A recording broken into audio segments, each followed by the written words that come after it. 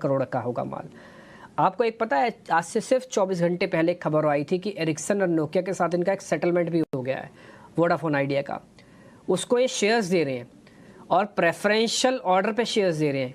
कितने रुपए के दे रहे थे वो? 14 रुपये कुछ पैसे के थे। चलो मैं 14 रुपीज़ ही कर लेता हूँ, वैसे 14 रुपये 5 पैसे के थे जितना मेरे को याद है। 14 रुपये पे प्रेफरेंशियल देके उन्होंने 2 केस सेटल कर लिए थे, नोकिया के और एरिक्सन वाले। उन्होंने एक्सेप्ट भी कर लिया कि ठीक है हम आपके शेयर ले लेंगे।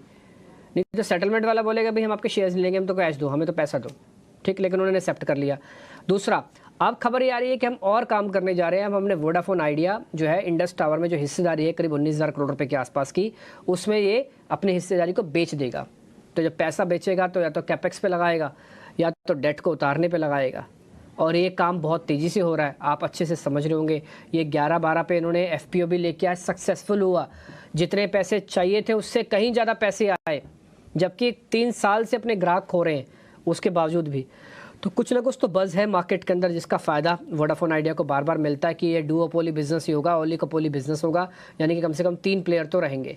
तो ये तो एक रफ सी बात मैं आपको बता रहा हूँ। और ये जो पैसा आएगा ना 2.3 बिलियन या 19,000 करोड़ रुपए के आसपास का रकम, ये इनकी बैलेंस शीट को काफ़ी हद तक एक रिलीफ का साइन भी दे सकता है। राजेश सर, हमारा टारगेट है इस पर 18 रुपये का, ऑलमोस्ट 17 रुपये के आसपास हम आ गए। 1683 में राउंड करूँ तो 17 आ गए।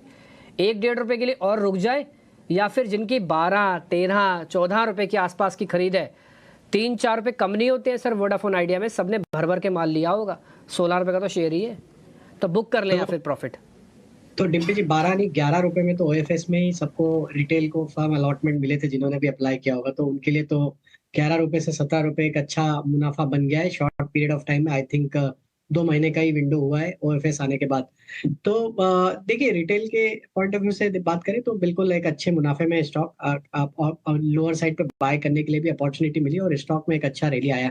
हालांकि न्यूज इसके लिए अच्छी पॉजिटिव टर्नआउट होते हुए दिख रही है। तो कहीं ना कहीं अगर हम कंपनी के पॉइंट ऑफ व्यू से समझे थोड़ा, तो हमें लगता है कि कहीं ना कहीं मैनेजमेंट अब इस कंपनी को रिवाइवल की तरफ काफी फोकस्ड है। और जिस तरीके से अब इसमें डेट रिस्ट्रक्चरिंग और फंड रेजिंग के जो भी पिछले कुछ महीनों में स्टेप्स लिए हैं, वो कहीं ना कहीं वोडाफोन के लिए एक पॉजिटिव ही टर्न होते हुए दिख रहा है।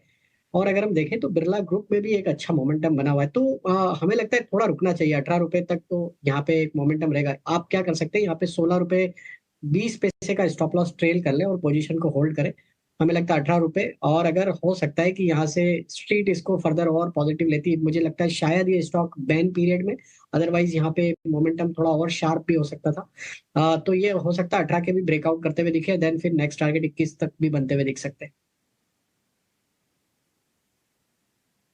तो 18 तो आएगा ही आएगा, 21 भी आ सकता है सर। ये बैन में नहीं है, आज नहीं है बैन में, ये आज नहीं है वोडाफोन आइडिया। मैंने जस्ट अभी चेक किया, जैसे आपने मेरे से बोला ना, मैंने तुरंत बैन शेयर्स की लिस्ट चेक की है, उसमें नहीं। आज तो SAIL, Sun TV, India Cement, Hind Copper और GMR है, तो बैन में तो नहीं है बट ये शेयर। हाँ, लेकिन आप ये बता रहे हैं 18 के बाद 23-24 के लेवल्स भी आपको देखने को मिल सकते हैं। ऑलमोस्ट 17 रुपये के आसपास ये शेयर आके ट्रेड करता है।